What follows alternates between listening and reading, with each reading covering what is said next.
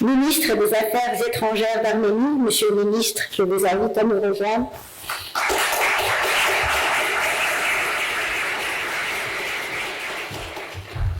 Donc je vais commencer par m'adresser à Alexandra Navichuk. Nous nous réjouissons de votre présence. C'est vraiment un honneur de vous avoir parmi nous aujourd'hui.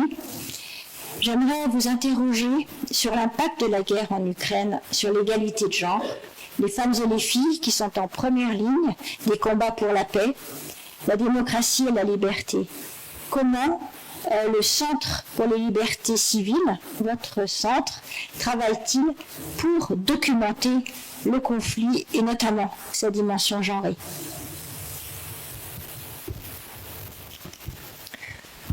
Thank you very much for providing me a floor. It's a huge honor for me to address to this distinguished audience. I'm a human rights lawyer, and I'm documenting war crimes in this war which Russia has launched against Ukraine for 12 years. While this war turns people into the numbers, what we are literally doing, we are returning people their names, because people are not numbers, and life of each person matters. We have in our database more than 89,000 episodes of war crimes.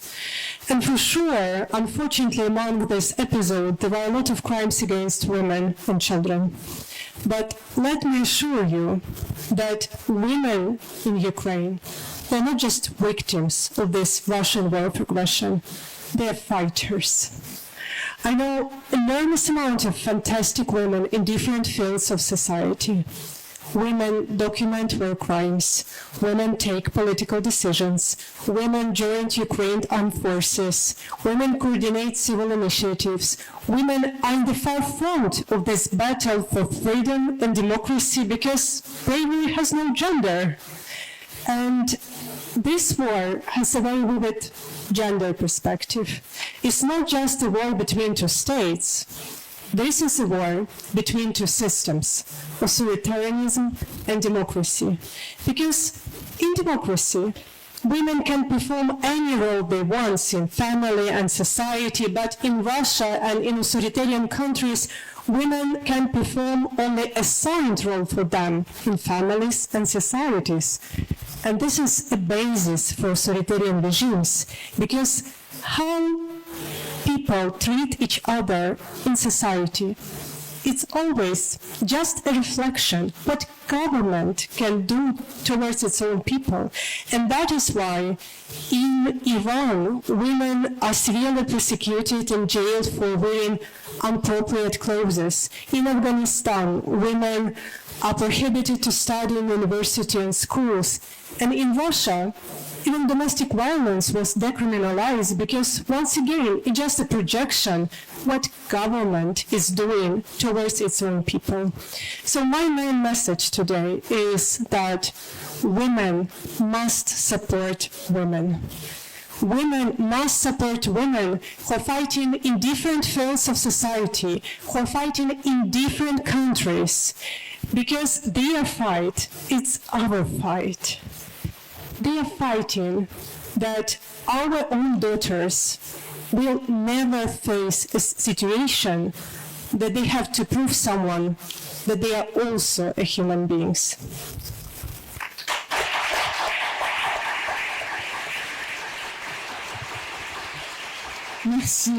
Merci beaucoup, chère Alexandra.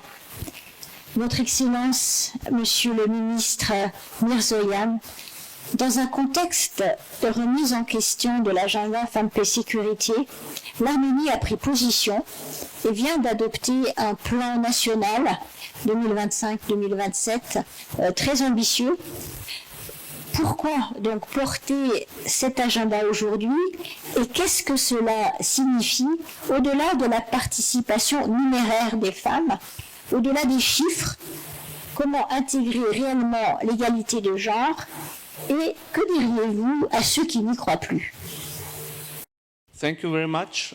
It's a huge pleasure to be here and to take part in this very important conversation. First of all, and please, dear women, don't judge me too strong, but first of all, for us, this is not about numbers, this is about human rights, and this is about democracy. To put a long story short, this is about equal rights and equal opportunities. I strongly believe that no one in the world should not be appointed or promoted or not be appointed to a leading position only because or mainly because she's a woman. And you know what? The boys' club should admit that women are their equal partners and can have the equal role in leading the society. On the other hand, I also believe that no one should be promoted or appointed to a leading position only or mainly because she is a woman. This is the other side of the medal, and I believe that we all should also make an additional attempt to avoid this exaggeration as well. So, secondly, remember I just said that this is not about numbers. Well, it was not the whole truth, because this is also about numbers, because numbers show the real situation in the society, show the trends, show the gaps, show the fields, directions where some additional efforts should be put. And here I'm proud to say that, for instance, when it comes to science, education, technologies, IT industry, Armenia, my country, is well ahead of global average. When it comes to when we've been discussing diplomatic service in my country, in my ministry, 44.4% of the diplomats are women. This is almost an ideal equality. Although I should also confess that this is about the whole system. When it comes to ambassadors, we don't have this equality. So there is a gap to be filled in. Now we have heads of ministries which have traditionally been led by men, like Ministry of Interior, like Prosecutor General's Office, like newly founded Intelligence Service. So this is part of the men's club, right?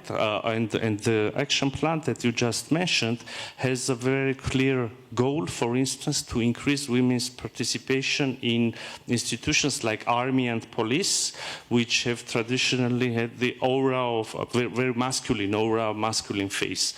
So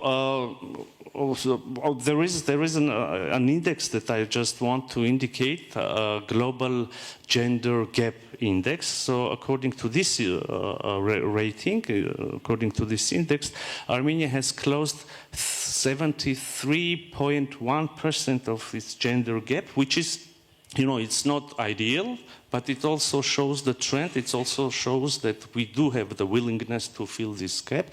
And interestingly, public polls show that people in Armenia are more and more not only ready, but also happy to see that there is increasing women participation in leading roles. I mentioned a couple of ministries. This is in addition to what we already have had traditionally, like Ministry of Science, Education, Ministry of Health, etc. And and this is also a small personal touch probably, when I speak, while speaking to my daughter, when we touch upon these topics, we see that the youngsters, they demand more.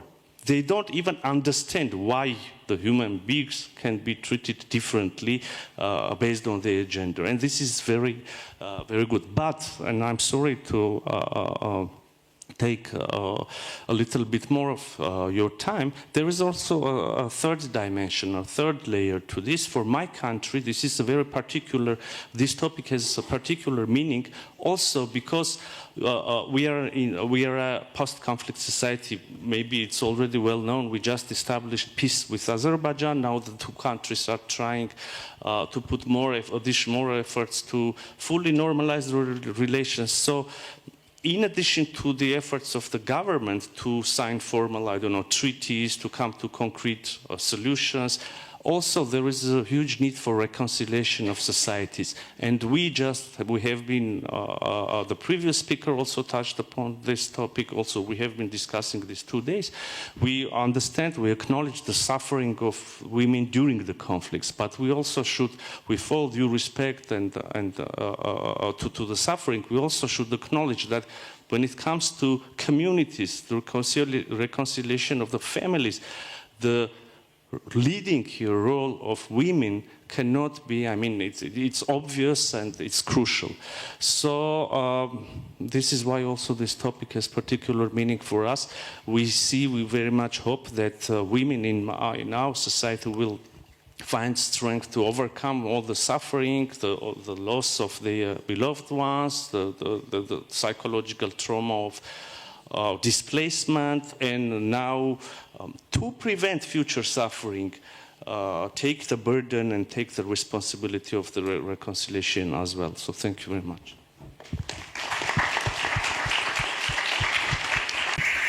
Merci Monsieur le ministre, et merci pour cette approche particulière aussi de votre agenda qui intervient juste après ce conflit.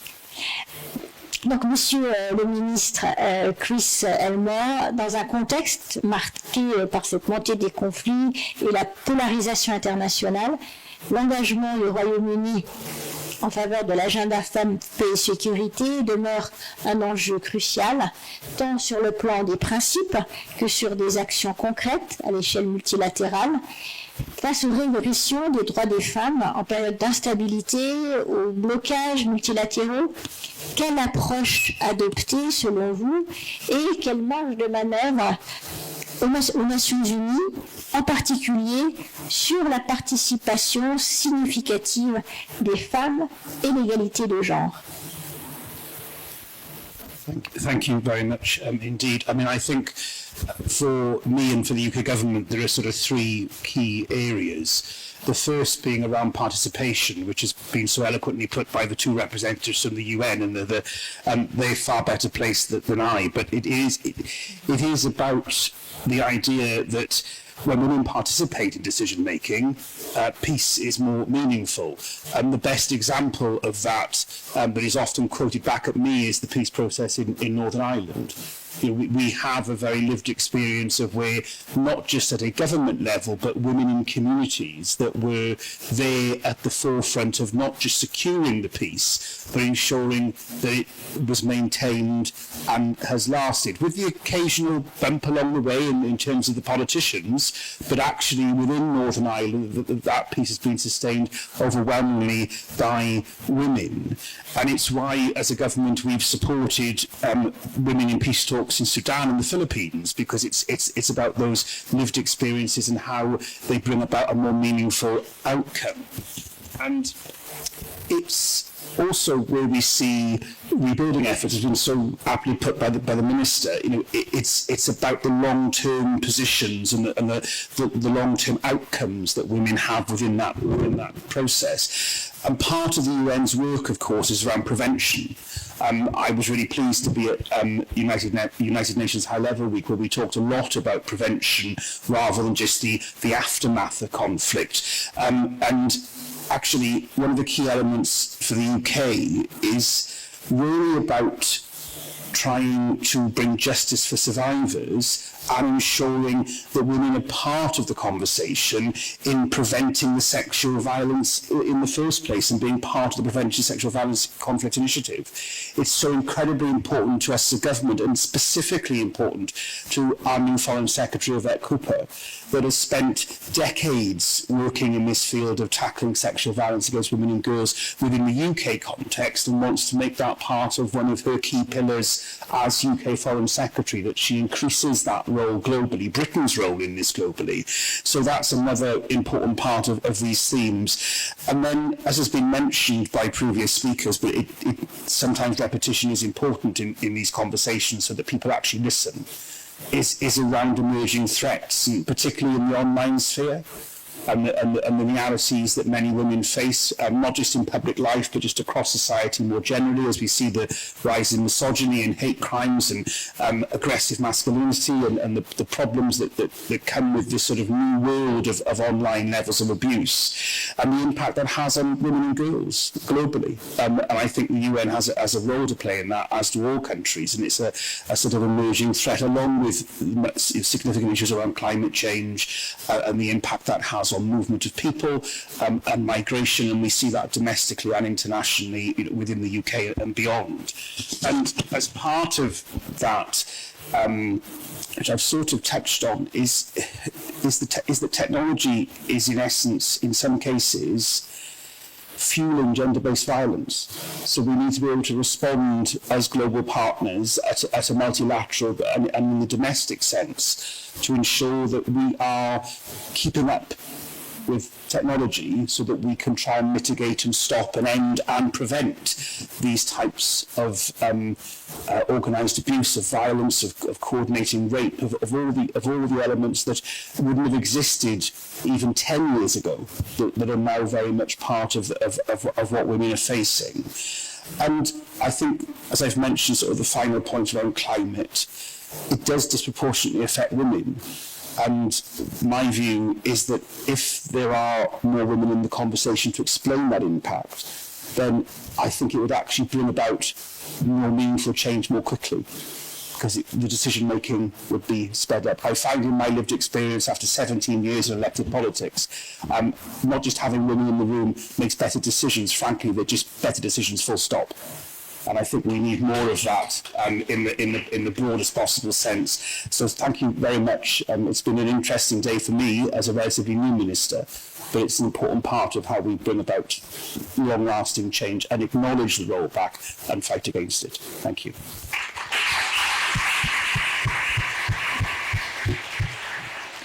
Merci beaucoup, Monsieur le Ministre, pour cet éclairage très encourageant.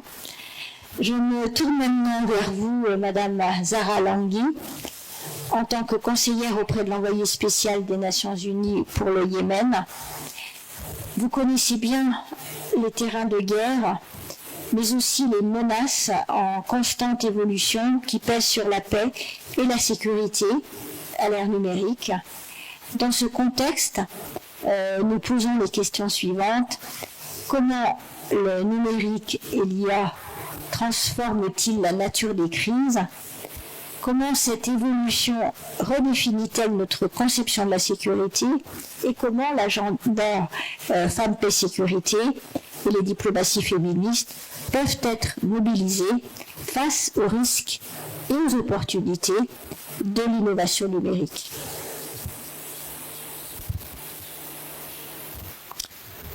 Thank you for the opportunity to speak here today on the intersection of feminist foreign policy, the women, peace, security agenda, and the transformative role of artificial intelligence.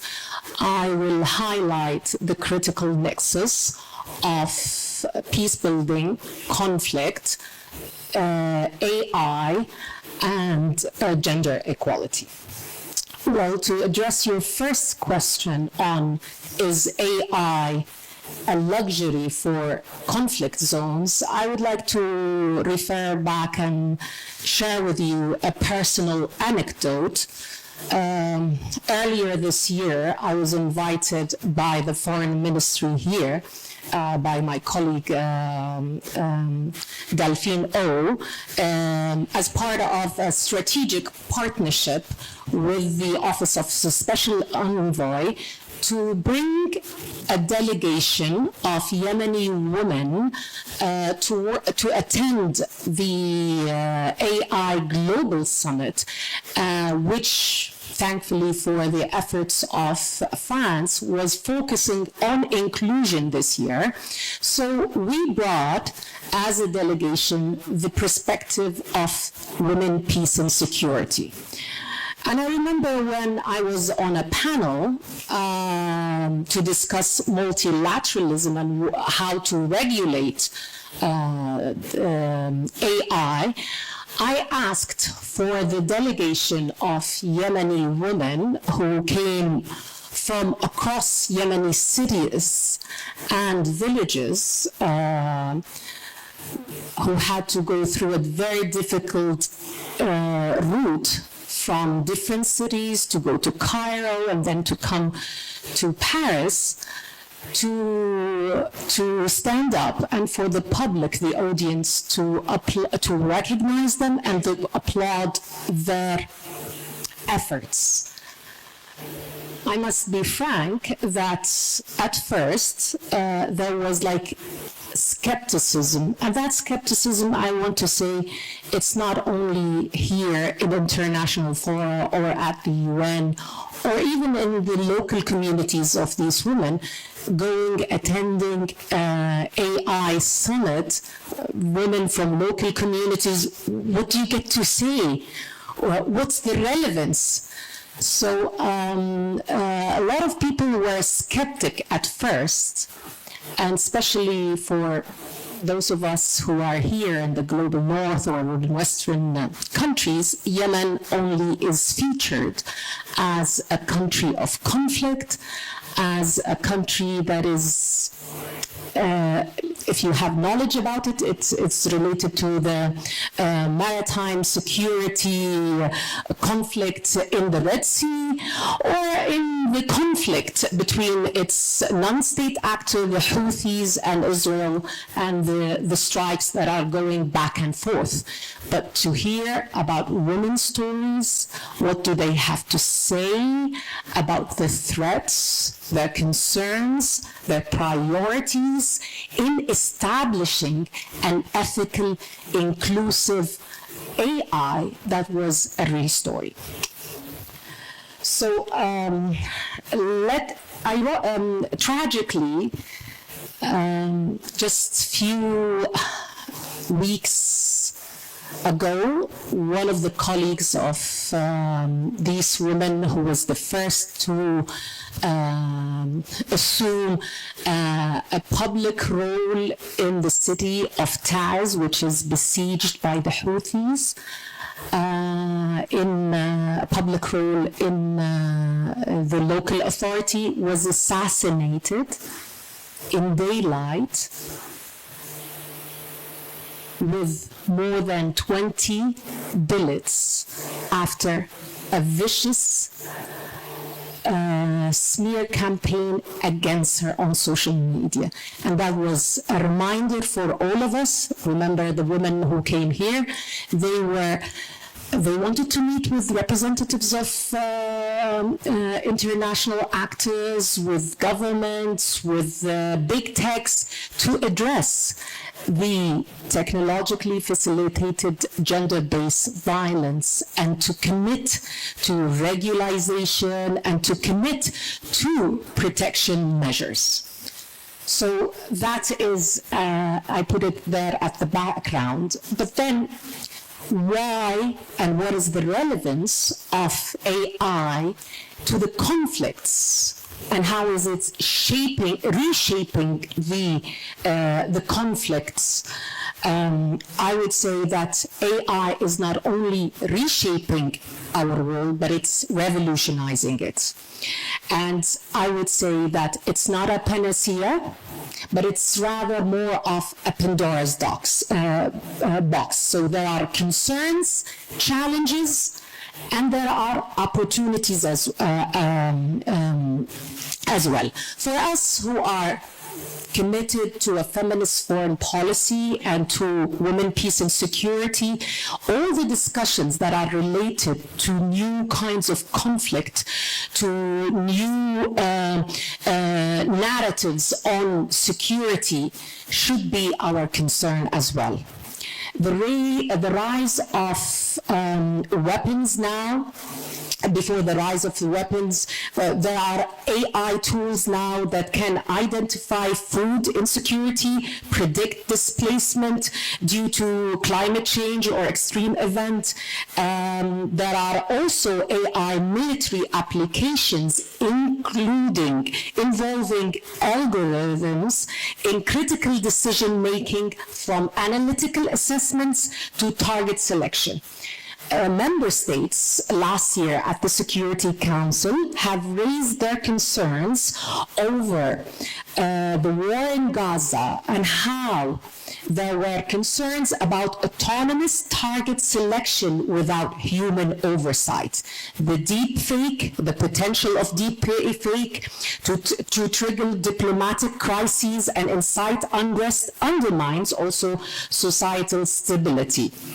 Also, issues related to the global north, global south, and building AI capacities so the global south can compete and contribute to the production of AI tools, addressing the risks of unregulated AI that could concentrate power and exacerbate geopolitical tensions. Issues related to ethical considerations, addressing disinformation, inclusive international mechanisms. These are all issues that are being shaping our conflict and needs and are redefining our security. But what about women and what about the WPS?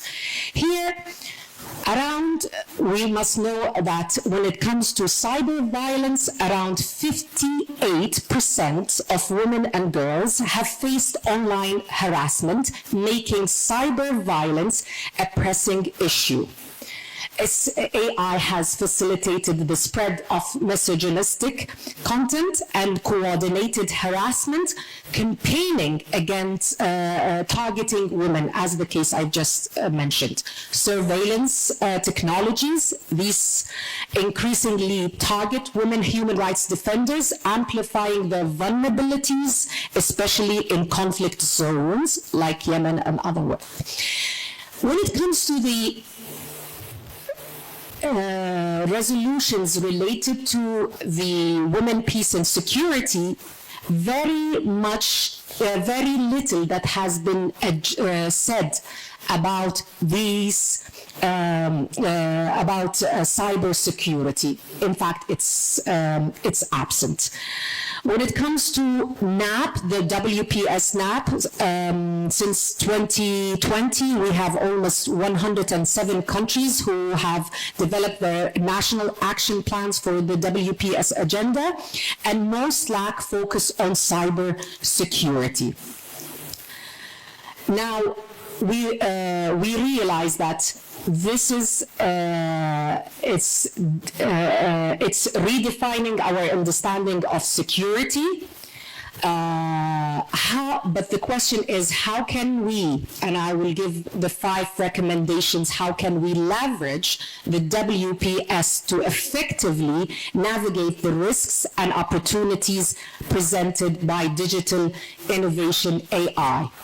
Integrate WPS perspectives into AI development, addressing the biases in algorithms to ensure they represent the needs and marginalized of communities. 2, foster ethical, inclusive AI in negotiations, and which we are, as an Office of the Special Envoy for Yemen, we are working on that, and we have established our digital consultations to reach out to broader communities. Combat cyber violence by establishing robust legal frameworks addressing technology-facilitated gender-based violence and empower women to participate safely in online discussions. 4, promote human-centric cybersecurity. We need to have a shift towards a human-centric approach, prioritizing people's safety and well-being in cybersecurity measures rather than focusing primarily on digital systems security. 5, and finally, human-centered military AI, urging member states to adopt a human-centered approach to military AI, ensuring compliance with international humanitarian law, preserving human judgment in critical decisions. I would like to conclude. Yes, you have to. Just please. yes, for this a statement by the Secretary General, artificial intelligence without human oversight would leave the world blind, especially in the realm of global peace and security. In navigating the digital age, we must adopt a feminist foreign policy that combines the WPS, placing people at the center, with a commitment to ethical AI. Thank you. Thank you. Merci, chère madame. Madame Sandino, vous avez fait partie de l'insurrection des forces armées révolutionnaires de Colombie pendant 24 ans. Puis, vous avez été négociatrice et signataire de l'accord de paix de 2016 avec le gouvernement colombien. Vous étiez la seule femme porte-parole dans le processus de paix. En tant que femme, qu'avez-vous apporté de différent, à votre avis? Et croyez-vous qu'il existe une approche féministe de la résolution des conflits? Comment garantir une paix durable? Muchas gracias. Voy a hablar en español.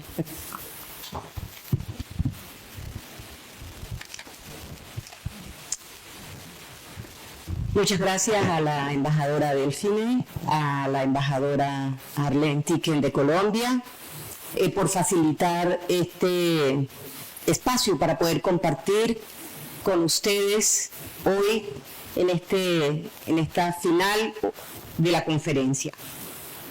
Efectivamente, soy una mujer firmante de paz, feminista, fui parte de la delegación de negociación por parte de la FAREP en la mesa de conversaciones y bueno, hice parte, fue una de esas voces que posibilitó el enfoque de género en el Acuerdo Final de Paz de 2016, un hecho histórico no solo para Colombia, sino también para el mundo con respecto a las negociaciones de paz.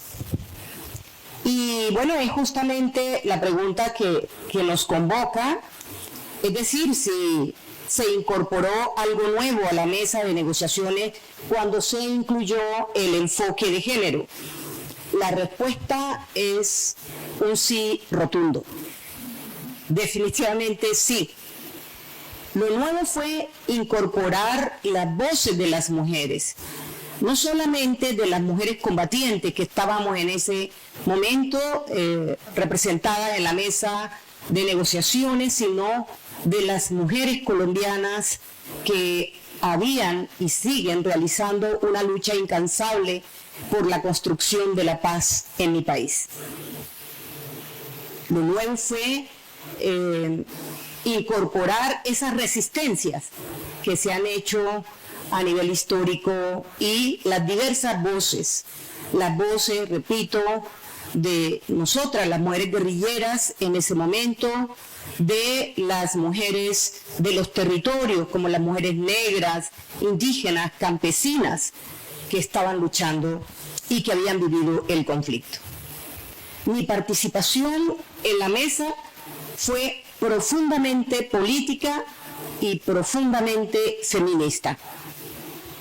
Logramos constituir la subcomisión de género en plena negociación. Esto no estaba previsto al inicio de los diálogos, lo logramos en el transcurso de las negociaciones. Pues algo inédito, ¿no? Repito, ya en un proceso de paz.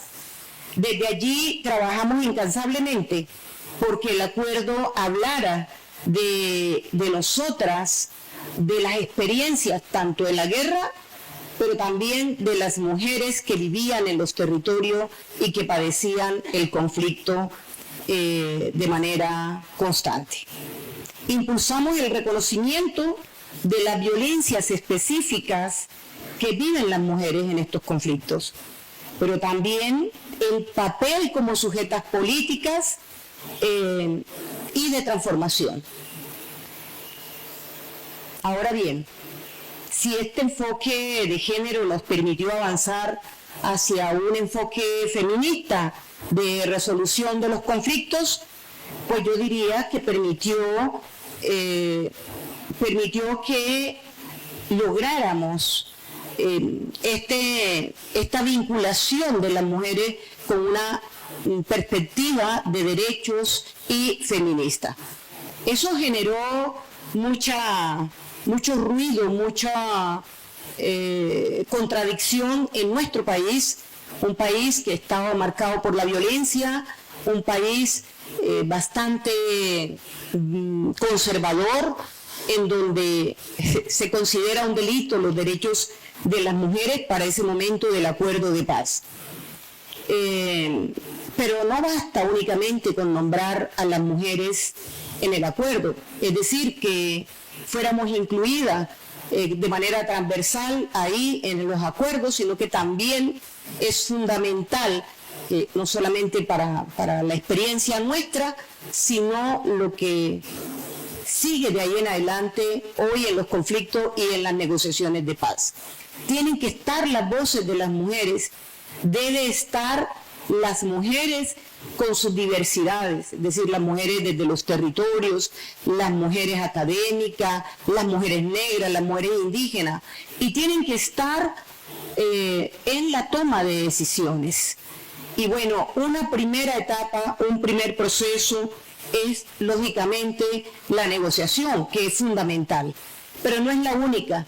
La lucha ahí sigue luego por la implementación de esos acuerdos, por lograr materializarlos en la práctica y que ahí de nuevo las mujeres no sean excluidas, porque lo han sido históricamente.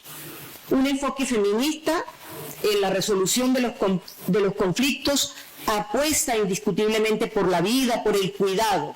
Hoy se ha mencionado medianamente el tema del cuidado en la construcción de la paz o en la resolución de los conflictos. El cuidado va ligado al cuidado de la vida, va ligado al cuidado del medio ambiente, a superar esas condiciones que hoy también padece el ambiente, producto de la guerra también, producto de las violencias.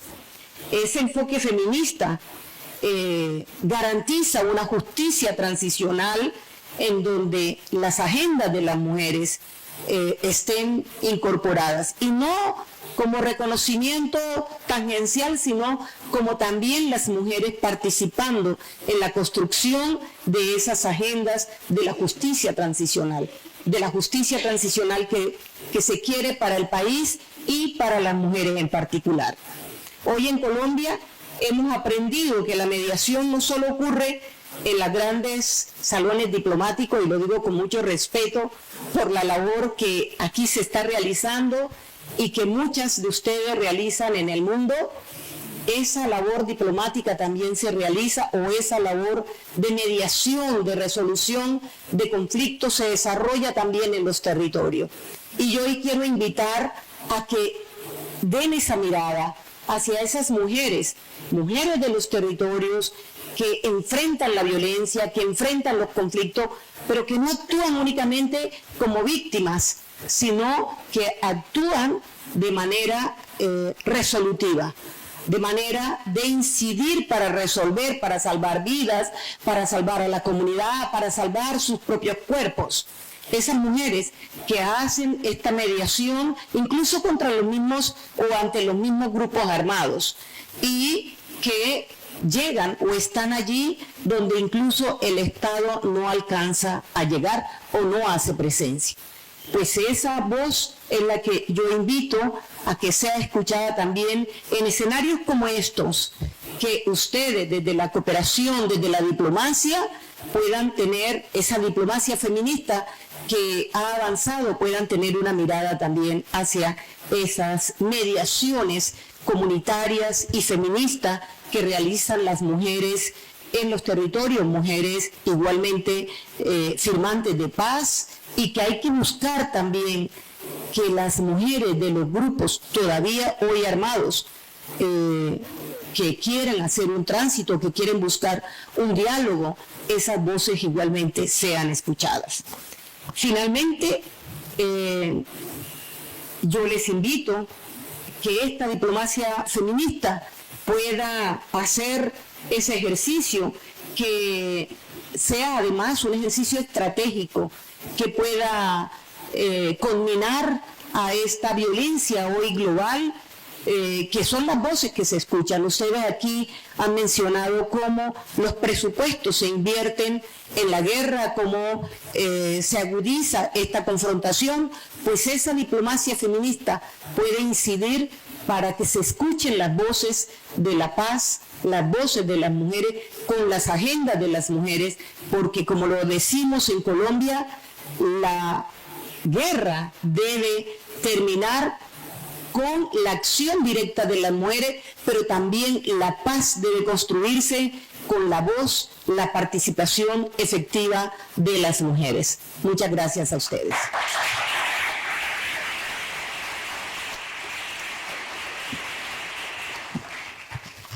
Merci, chère madame, pour la narration de cette expérience historique et aussi pour vos recommandations très inspirantes.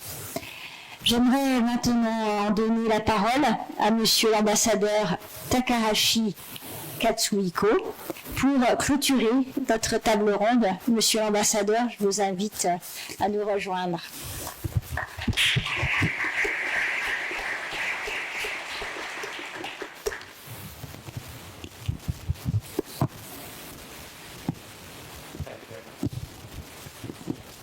Distinguished ministers, excellencies, ladies and gentlemen, it is a great honor for me to give you a chance to make a concluding remarks at today's session in the capacity of co-chair of the Focal Points Network of WPS.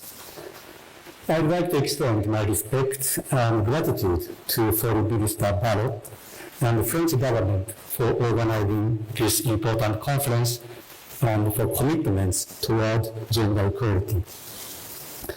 I would also like to extend my deep gratitude to all the panelists for their engaging and thought-provoking statements related to WPS agenda, especially in the light of conflicts and emerging challenges that we are facing across the world today.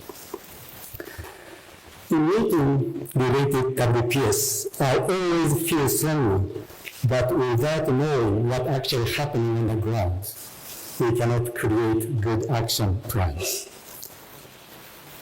Ladies and gentlemen, just 2 days ago, Japanese parliament elected Ms. Sanae Takaichi as a prime minister, and she became Japan's first female prime minister.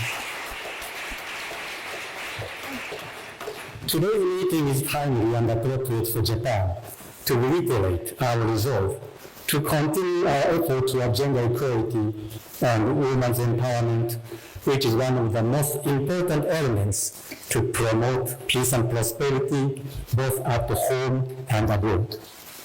As conflicts multiply and the foundation of the international order are being tested, it has become even more crucial to integrate the WPS perspective into every aspect of our policies. Japan has been placing WPS at the heart of its foreign policy from this viewpoint. We are also applying the WPS approach to disaster risk reduction and emergency response as natural disasters occur frequently in Japan. In our current National Action Plan on WPS, we set disaster risk reduction as one of the main pillars, and in close cooperation with relevant ministries and partners, we have been implementing and sharing these efforts both domestically and internationally. I had a chance to take part in the WPS meeting organized by ASEAN, and I hear from the ASEAN countries that they also pay much attention on the aspect of disaster risk reduction in preparing their national action plan on WPS. As the effects of climate change intensify, women and girls are often placed in disproportionately vulnerable situations. Therefore, applying the WPS perspective in the context of disaster prevention and management is both meaningful and necessary. Ladies and gentlemen, This year, Japan is honored to serve alongside with Norway as the co-chair of the WPS Focal Points Network. Please allow me to highlight what we are doing in this anniversary year. To commemorate the 25th anniversary of the UN Security Council Resolutions 1325, the network operates under the theme, Deepening WPS Commitments for Action, Advancing Peace and Security through Innovation and Implementation. In fulfilling our responsibility, we are deeply grateful to UN Women, headed by Ms. Shimabahus, for serving as a network secretariat and for its invaluable support throughout this year. Shukran lakum. At the Tokyo meeting held in February, participants explored ways to further expand the WPS agenda, including its application to new and emerging issues, including disaster management, artificial intelligence, and cybersecurity. The discussion highlighted the importance of promoting women's leadership and participation in these areas and underlined the potential of AI and digital tools to facilitate greater engagement of women in peace and security efforts. The second meeting was held in Oslo in May. That meeting generated rich discussions around the inclusion of women in peace building and peace negotiations and how these roles are recognized and supported. During the outcome of the Tokyo and Oslo meetings, we hosted a high-level WPS FPN side event during the UN General Assembly High-Level Week in New York last month. At this event, many countries, including several at the ministerial level, reaffirmed their commitment in advancing WPS on the occasion of the 25th anniversary, demonstrating our shared political will to move forward together. I find this conference hall some of the faces who took part in the meetings in Tokyo, Oslo, and New York, and I really want to express my gratitude for your participation. The network aims to promote stronger global commitment to WPS by sharing best practices and lessons learned among participating countries and organizations. Now, the Focal Points Network has grown to include 106 countries and organizations, serving as a vital platform to promoting WPS globally. We sincerely welcome further participation to this network from new partners. October this month is the month of the adoption of Resolution 1325 25 years ago, and I understand that numerous events are taking place in various locations. Recent open debate on WPS at the UN Security Council in New York is one example. I hope these discussions will build even greater global momentum for the advancement of the WPS agenda. Ladies and gentlemen, today we are witnessing growing backlash against gender equality and women's rights around the world, as previous speakers already pointed out. Precisely because of these challenges, the steadfast implementation of the WPS agenda is more important than ever. Women's participation in decision-making across all stages from prevention to response and recovery is essential to achieving sustainable peace. And we must also remember that WPS agenda is not something to be activated only in time of crisis. It must be pursued continuously, even in times of peace. We must deepen our collective commitment to implement WPS across the globe. Planning is important, but implementation is more important. Governments, international organizations, civil society, and partners across generations must work hand in hand to translate our shared commitments into concrete actions at the national, regional, and international levels. Japan, drawing on our experience as co-chair of the WPS Focal Points Network, will continue to stand with all of you in advancing women's rights, equality, and justice, and in ensuring the effective implementation of WPS and the realization of gender equality worldwide. We are looking forward to continue working together with all of you.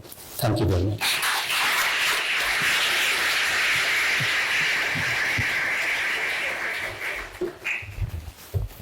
Merci, Monsieur l'Ambassadeur. Mesdames et Messieurs, l'union fait la force. Mesdames et Messieurs les panélistes, je vous remercie pour vos brillantes interventions, toutes porteuses de perspectives concrètes pour l'avenir de l'agenda Femmes, Paix et Sécurité. Ainsi se clôture la dernière session plénière de la 4e conférence ministérielle pour les diplomaties féministes. J'invite Madame la secrétaire générale Delphine O pour le mot de clôture de la conférence. Delphine, vous avez la parole.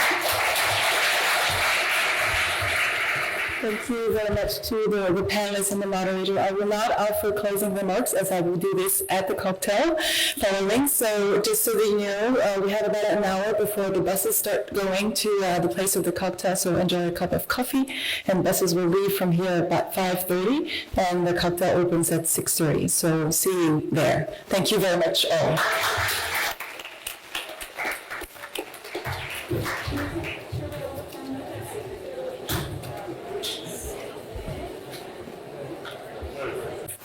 The network operates under the theme, deepening WPS commitments for action, advancing peace and security through innovation and implementation.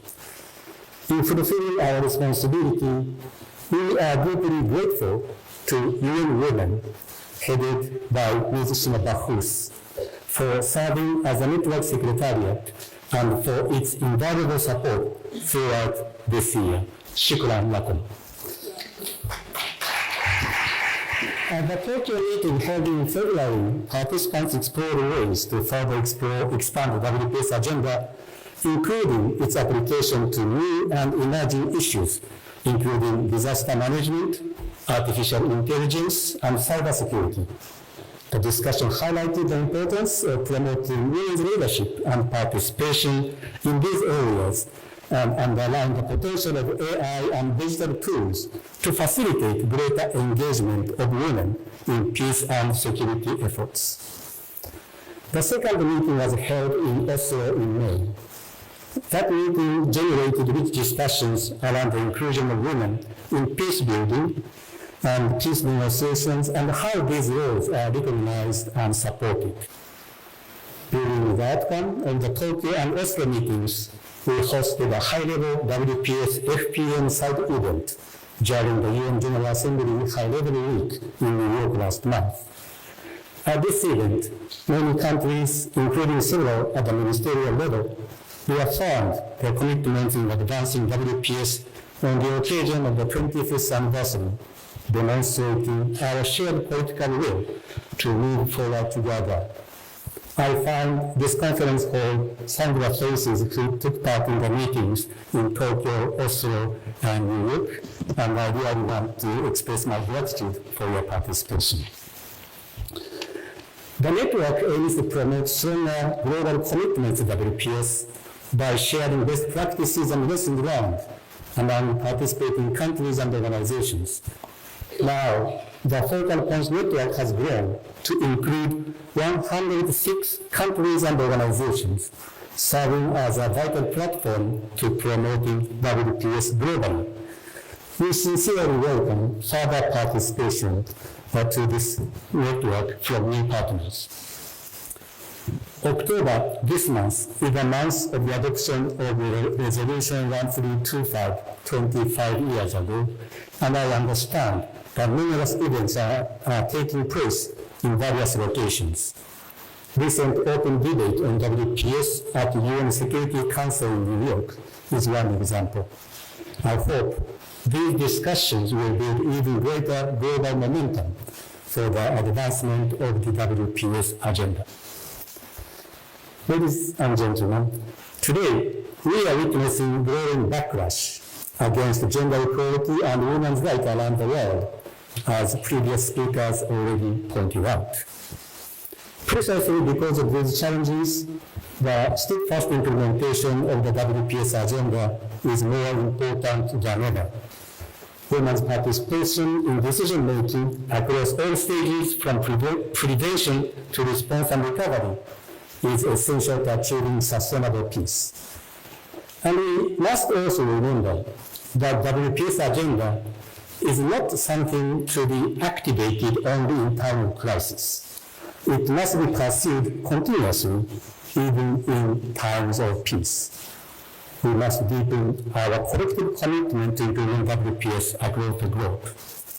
Planning is important, but implementation is more important. Governments, international organizations, civil society and partners across generations must work hand in hand to translate our shared commitments into concrete actions at the national, regional, and international levels.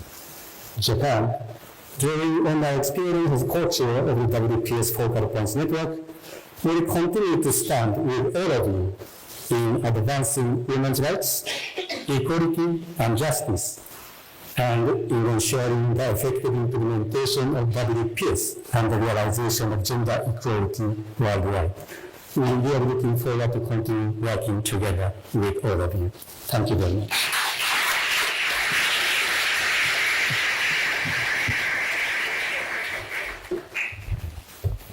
Merci, Monsieur l'Ambassadeur. Mesdames et Messieurs, l'union fait la force.